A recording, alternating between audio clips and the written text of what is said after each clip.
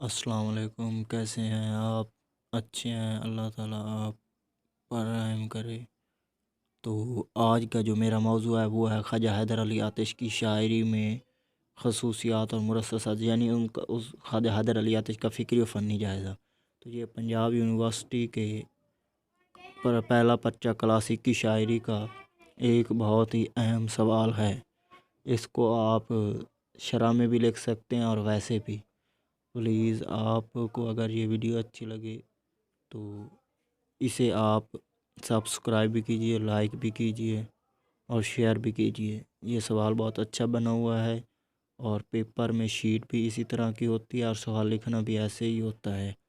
लिहाजा आप इसको गौर से देखिए, पढ़िए। अगर पसंद आए तो लाइक और शेयर भी कीजिए। अगर कोई बात पूछने वाली है तो आप पूछ सकते हैं।